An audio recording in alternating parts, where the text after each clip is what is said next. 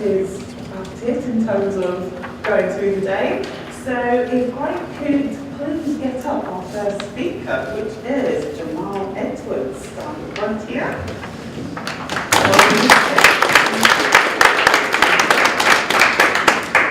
So just to give you a little bit of introduction about Jamal, he is an MBE, those who did not know, and he managed to receive this prestigious award for his services to music. As over 10 years ago, Jamal founded SBTV, which is an online platform which allowed early music artists to have a wider connectivity with their audience. And since then, his platform has grown absolutely tremendously. It now focuses on music for up-and-coming artists, had a really big impact on the UK crime scene. It also focuses on fashion, news and culture as well. I think you can also, am I right in saying, call Richard Branson as well, one of your friends. As young Jamal here is one of the UK's leading digital entrepreneurs. So without much further ado, I'd like to hand over to Rodrigo, who will be taking over this session. So we really would like to make this a very interactive session. So I will start asking a few questions to Jamal. And the main focus is going to be about growing your business or his business online. And the kind of platform that you use, the strategies, etc. But please feel free to ask questions as well, because I think we can gain a lot from his experience and his success. So just to get started, could you tell us more about how you managed to grow SBTV and the whole journey? Hello everyone. Firstly, I came here. I did the first Henley business school, and I was sort of guest speaker there. And this year, I thought I'd come back again to sort of co-host with these guys and bring in some of the other sort of young digital UK people as well. So I'm very pleased to be back again, sort of on a bigger scale, and it's great to meet you. I've only met my team so far, but I'm sure I'll meet everyone else. Because the thing that I found interesting last year was just inspiring about how when I started 10 years ago, it wasn't as inclusive with digital entrepreneurs as it is now. So that's why I think it's great that sort of Henley is doing sort of events like this. But yeah, in terms of me starting, I started as a digital first business. So compared to where you get the Telegraph, Vice, Complex, these are all businesses that sort of were magazines or production companies. And when I first started, I remember me saying I wanted to create a digital first business on YouTube. At first I was very, there was loads of barriers to that. There was like, how can you create something digital and be able to create a business and grow it? So I was looking at all the different sort of digital businesses out there, and there were hardly any. And I think the ones that were out there, they weren't games, they weren't video content. So when I first started, it was trying to write down all the things that I couldn't see online, and then try and apply it to what I was doing. And at first it was the people in my area, which was the local MCs. And then I thought, alright, cool, if I can get them on a channel and upload it, can I sort of create a business? But at first I didn't think it was a business, it was just passion. And I just started filming and uploading. So that's how I sort of first started. That's very interesting actually that you say that you started first with the people in your area, in your local area. As you are now growing and you have like a massive amount of followers, how much do you still engage with like the local MCs and how much is that important to keep growing your business? I think what I wrote down some notes here. I think what the main thing that I sort of had to do is when I was working with all the local MCs, the bigger brands wanted bigger names. So when I go into companies, the difficult thing for me was getting the biggest people on the channel. In 2011, the first singer that I sort of filmed was Maverick Sabre and Ed Sheeran, but these were sort of relatively new singers. So even though I got them on early, it's like when Ed blew up and Maverick blew up, then SBTV was able to go into the other bigger meetings and film these other artists. But now it's like, I've only recently, if you look at it, I've been in it 10 years now. I've only recently brought on a senior guy that used to work for Love Life, so he's done multi-million-pound campaigns. And I think these past 10 years have been where tried and over. I try to learn as much as I can. And then once I get to a certain place, I can go back to my local area and I can empower the people out in the area to create their own businesses. Because in music at the moment, it's a very risk-taking sort of area. And what I want to try and do is get artists in the area, empower them to create their own businesses, do merch, do everything for their businesses instead of signing up to contracts for like 5 to 10 years for a 100 grand check. So instead of signing up for a big advance, you have your own business which you can empower people to create their own businesses. Yeah. Are there any questions that you would like to ask Jamal about his journey of platforms? Yes? Well, how did you find, like, sorry, how did you validate your idea that, you know, you're saying that you put down some ideas that this wasn't found in the web and put it to the web? Like, how did you validate the demand for that and kind of fund it, I guess, initially to get your first prototype? So how I created demand for that was just down to the people in my school. That's how I validated the want for what I was doing. In terms of funding, I funded it myself. So I worked at Topman for like 4 years when the business wasn't making any money. And I used all the money from that to buy my camera. Sort of the one thing that I did miss out on that I think is so important is legal, getting sort of legal advice. But at first it was self-funded, and then it got to a point where my YouTube checks were matching my YouTube money. And then that's when I went back and said to Topman, I need to like tweak some of my hours a little bit. And then that's when I was able to sort of turn it into a business, register it properly, and then start employing people. What was the biggest tipping point for you when things started to really kind of escalate? I think the biggest tipping point, and I've got the video here, was the Google Chrome advert. I think that was in 2011. And that was, I don't know if many have seen it, it was a little while ago. But Lady Gaga and Justin Bieber done it in America, and they come to the UK and they wanted me to do it. I think this was the time where my parents got off my back, the audience sort of knew what I was doing was right, and it sort of helped me go and talk to much more bigger brands. Is it? Yeah, so this is like one of the partnerships as a digital partnership. This is probably my first one that I did. Look at the video. Yeah.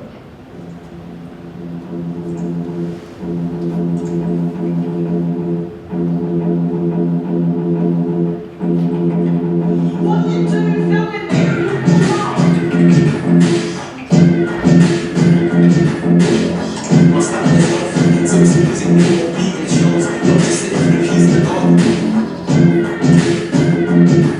I'm just thinking in key figures and the rest. Now I'm living the rest hits singing in the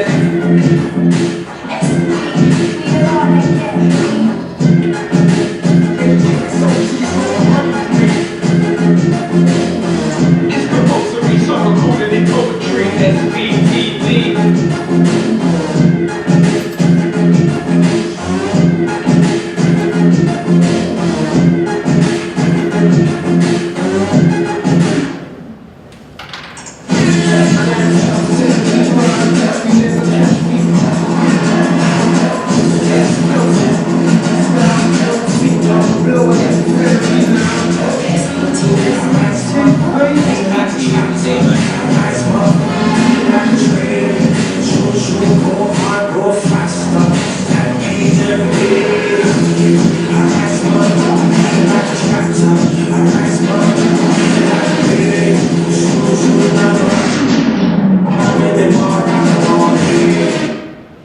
I think that was the first sort of digital partnership that I did that sort of tipped things over for people taking me a little bit more seriously. Yeah. Any more questions? Oh, sorry.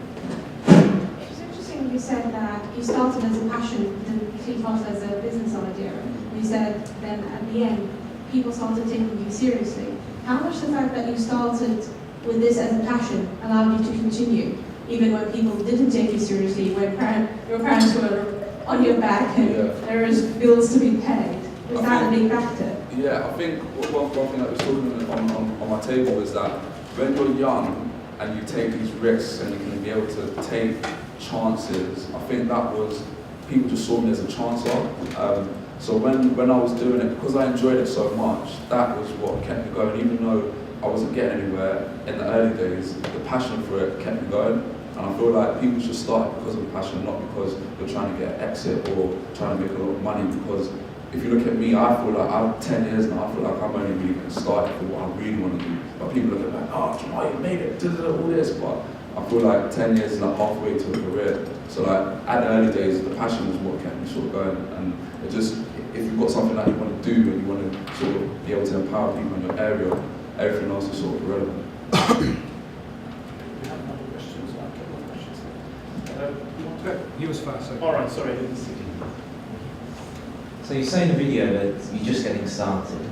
SBTV has obviously grown massively in the last 10 years. Do you feel that you can still progress SBTV, or are there projects you want to work on, or what's your future plans now? Yeah, so like one of the things that I wrote here in terms of digital partnerships. So one thing that I did, and to try and keep it growing, is I did a partnership with PA to create SBTV News. I shared a story for ITV News about a kid that made 14 grand in school and got expelled. And I put it on Facebook and it got like a ridiculous amount of shares. And I thought, there's a trick I'm missing here. Like, why can't I create news? But I don't want to go into news without having a credible partner. So the Press Association, they provide daily notice on everyone. And I went to meet the CEO randomly, and he said, we love the partnership with you, we'll do all the back end for you, and we just want the audience, we want young people to engage. And there was a part at a time where I was trying to get as many young people on the electoral register. And then he was like, this is a perfect synergy of SBTV's got this sort of young audience, and PA, we've got all the old, we've got, like not old, but I mean like the news, all the news. So that was a great sort of partnership, and stuff like that has helped me to keep going. At the moment, I'm trying to go to America by the end of the year. It's the second most viewed audience is America, so that would give SBTV a new life. And it's like, these things, you have to have these oomph moments over the years, because otherwise you become like, no one cares what you want to do. And it's like trying to think of all the sort of different content ideas. And another partnership that I did was with Sky Atlantic and Idris Elba and John Ridley, where he wrote 12 Years a Slave. So we did the whole online digital campaign for that. And that finished about 2 weeks ago. But that was the biggest thing that SBTV has ever taken in terms of how much we got paid for it, who was involved in it, and the sort of level that the program was being put everywhere. It's called Gorilla, literally advertised everywhere. And us as a business, which was started when I was 15, to doing partnerships with Sky Atlantic, that's sort of taken 10 years, and hopefully I can go and do more of that. Thank you. So you got a lot of attention at a really early age. Pictures of Richard Branson at the Olympic press. And people were saying, hey, you've made it, look what you've done, how much money you made at such an early age. How do you stay grounded to not kind of like believe your own hype and think, hey, I've done it, I've made it, and then you know that you really want to carry on doing even big things? Because it could have been quite easy to just say, I'm 20 and I'm on a Google Pro partnership. Yeah. I think it's the like people. I think everyone's got to surround themselves with good friends. Me particularly, I went through ups and downs. Like, I went through times where my really close mates, but if they were your close mates, they were just getting a little bit jealous, and they were saying, oh, you need to do this, you need to do that, you need to film this, why don't you film this? And that was one of the biggest distracting things for me in the early days, and I had to literally cut it off. But now it's just having a good, solid group of people around you. And I think my parents as well, once they believed in it, was a really big help. 9 times out of 10 when I go and speak to people, they don't want to ask their parents for help, but little do they know they have actually a lot of contacts themselves.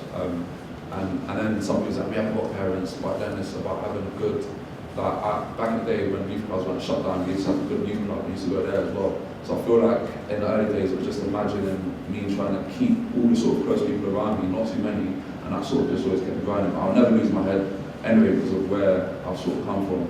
And I've seen people that have lost their head. And also like Ed Sheeran, like he's smashing it at the moment. That's like one of my very good friends. So all the time when I said I've done this, he might mention like, yeah, but I was hanging with Sight, I was with this person. I was like, yeah, so I'm not at that level, but it's like you have that banter between each other, so I can never sort of think I'm bigger when I've got people that are around me that are just absolutely smash it.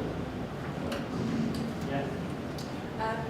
I just wanted to ask, obviously your business is digital first, and I think a lot of us are kind of but how do you make that translate offline?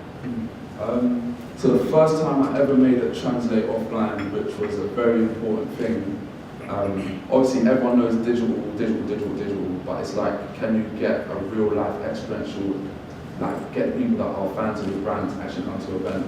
And that was Coco. That was one of the biggest risks I ever took in my life. No, actually, it was the website launch party. And we shut down Nando's. It was the first ever to shut down Nando's in the UK. I got insurance before, I got like Sherlock, Labyrinth. I managed to even get Ken Wilson, like, it's like blagging so many favours. And that was the real time, again, in answer to the earlier question of what were the moments, tipping points that I had. That was a moment where I was like, oh my God, people are actually turning up and they actually care about the brand. Because one of the biggest things that I've seen with certain businesses is they'll have a massive digital tenfold, but then you won't, not tenfold, you have a massive digital footprint, but when it actually comes to real life experiences, no one turns up. And that's the biggest thing that I held off for so long because I was so scared of like doing something in real life and no one comes. But that was the first sort of step. And then last year I did a summer cookout. So I've always said in my head, I always try and have, whether it's, because I'm a music business, other people in here might have different businesses, but I'm trying to figure out what are those real life experiences that I can bring to the consumer and try and do it like yearly at least, and then you can do it like quarterly. Because I feel like it's so important to actually connect with real people face to face and digital, sort of use that a little bit. Yeah. Good point. Yes? So if you hadn't have started up SBTV, what do you think you would have been doing? Manager of Top Man. I think I would have worked my way up and Top Man. And one thing I always try and say is, so I ripped down like platforms, there's platforms like Keek and Vine, which were huge. Does anyone know about Keek and Vine? Keek and Vine, no? Keek is like sort of I think it was like Snapchat before Snapchat, where you used to upload short videos up to Keek. And one of the things that I ripped down was like, how do you keep innovating? How do you keep it to the top apps? Or how do you know what to be on and not what to waste time on? I wasted time on Keek and Vine, because now, I think Vine's still there, but Vine's sort of been discontinued. Yeah, it got discontinued. And there's another one called 1SE, like, which is 1 second every day. And I feel like, as young entrepreneurs, digital leaders, whatever you want to call it, recording a video every day for a year, and then looking back at it, for a consumer or for your story or for whatever, I think is really important. And one thing that I missed out on over these past 10 years is doing that. And obviously in the public eye, I've had loads of articles and loads of stuff that was out there. But me personally, one thing that I'd go back and change is documenting the growth and the journey of it. Because when you get to a certain point in your stage, people want to hear about it. And if you ain't got anything to really show for it, it's like very difficult unless you've got pictures and images or like articles online. So that's one app that I'm using now to 1 second every day. It's like, I think it's a very, very good app.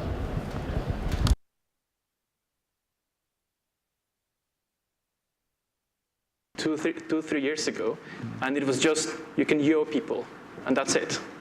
What? Yeah, it didn't pick up actually, that's why. Yeah, so yeah, that's what I'm saying, and it's difficult for me because if you're running a digital business, you want to be on everything. At the moment, I'm on Twitter, Facebook, YouTube, Snapchat, Instagram, but now I find these apps, they're Snapchat, now you've got Insta Story, and it's like, which one do you use? Do you then use Insta Story and then you save it over the day and you upload it to Snapchat, and then Snapchat's only a minute long, and then you have to trim it down, and it's like, it's so mad these days of how you put yourself out there. But one thing that I've always tried to realise, and people should realise, is you have different followers on each one.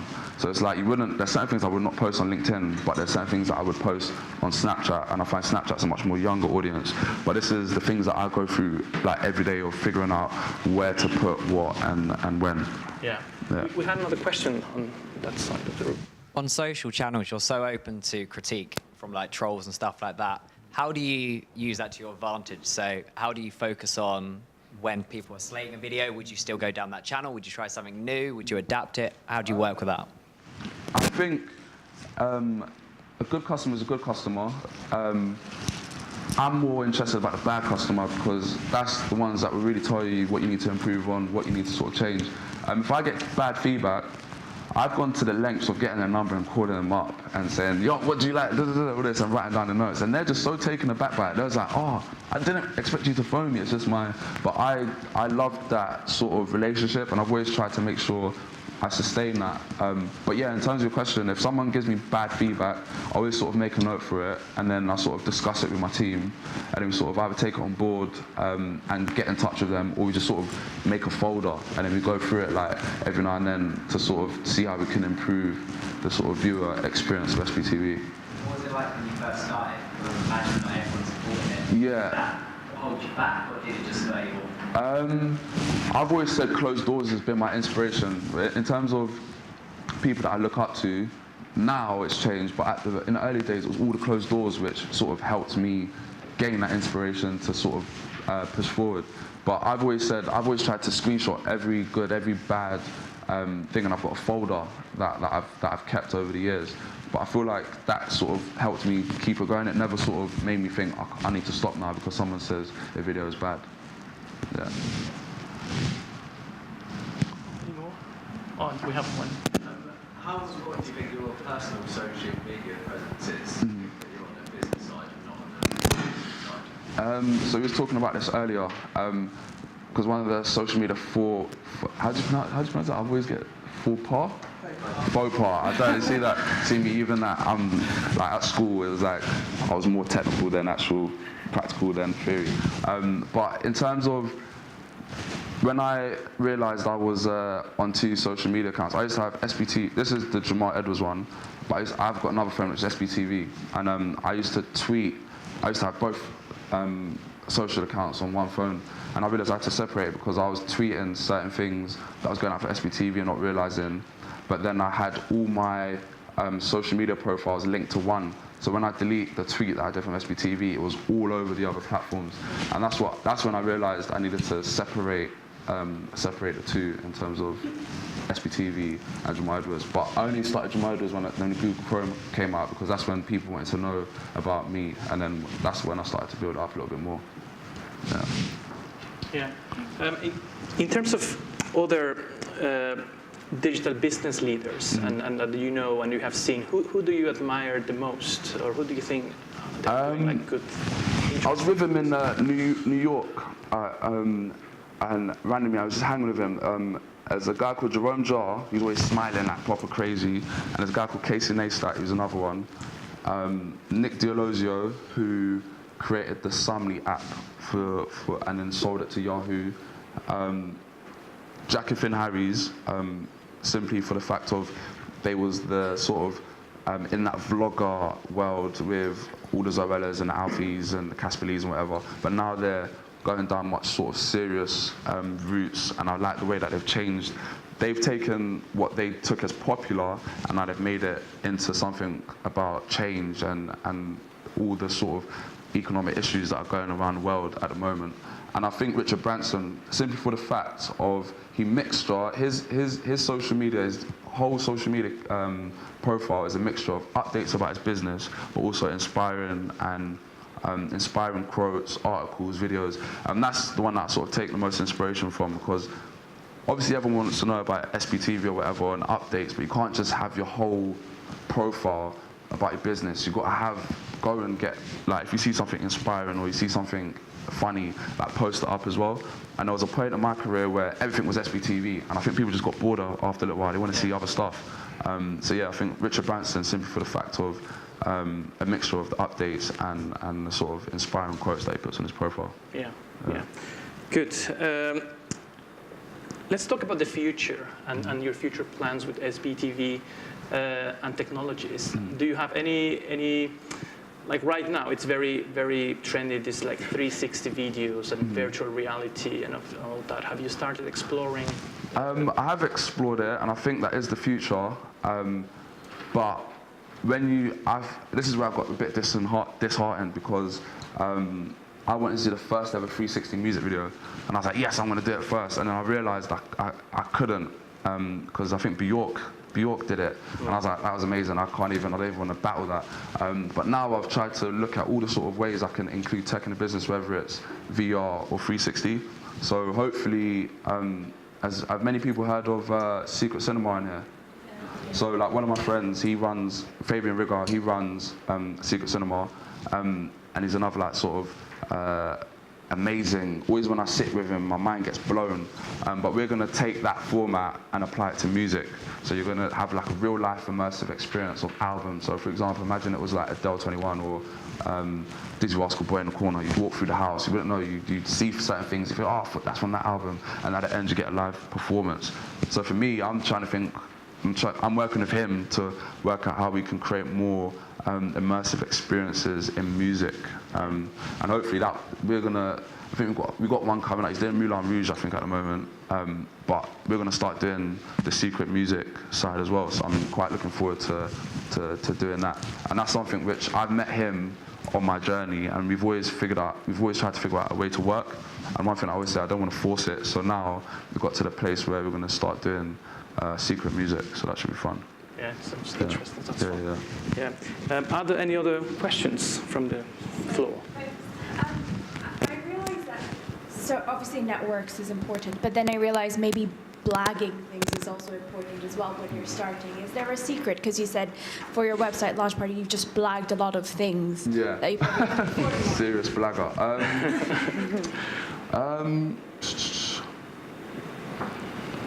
There isn't a way. There isn't a way, but it's sort of one thing that I did have to do and I did have on me all the time is when I'm trying to blag stuff, it's just showing everything that I've sort of done. And at that period of time, it wasn't a lot, but the way that I worded it, and it was like, you need to be on this platform. Like when I applied to YouTube, I didn't get accepted for 3 times for the partnership, but it's like I had to proper write a massive long list of what I've done, and it wasn't even the biggest. It was like I had like 2 million views. I didn't have the biggest artists on my channel, but the way that I worded it, I think it was all about the wording and trying to make them have FOMO, like fear of missing out. I just tried, even though YouTube's a massive. Whoops. That massive. That massive. Even though YouTube was a massive online platform, you still don't be daunted by it. Like, still, you are the best. Like, this, your business, if it's your business or you're working for someone, you are the best at what you do. And it's like pushing that as far as possible, to even in your head, it makes you think you sound it makes you sound like so sick or big-headed, but to the person, it's like ambition and hunger. So that's what I sort of had earlier on. And I was just everywhere, literally hustling everything. Yeah. I have a question for you. So you've grown up to be a great entrepreneur. You're someone you look up to. I think that might be me this time around.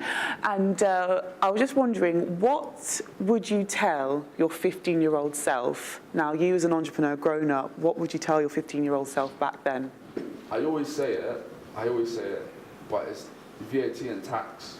That is the most important thing, and I say it everywhere, and I will keep on saying it, because for young people, regardless if you've got your own business or you're working for other people, money management is one of the most important things. Whether that's cash flow, and there's great apps. By the end of this session, I'm gonna try and find it. There's great apps out there where you can keep a tab of all your money.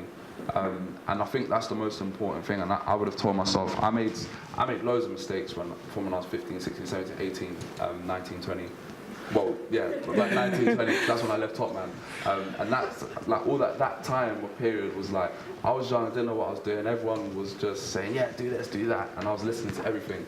But now, it's at a place where it's like proper infrastructure, but yeah, if I would tell that, and I'll keep on saying it until the cows come home, which will be never, so I'll just keep on saying it. Perfect, thank you. Good, thank you. I have a stat that I wanted to say. I think everyone's going to have a different stat. On this one, it says over a quarter of millennials think face-to-face networking helps them grow their own business, and this is way more than the older generation of middle managers. And I've been told to say, if you agree with that stat, put your hands up. I'll say it again. Over one quarter of millennials think face-to-face networking helps them grow their own business.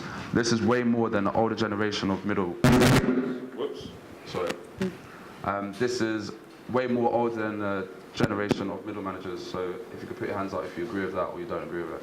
With face-to-face? Yeah, with face-to-face. Like, I think face-to-face networking helps them grow their own business. Does everyone think that? Yeah. You didn't put your hand up. I want to take one person that didn't agree with it, and then one person that does agree with it. Why don't you agree with that step?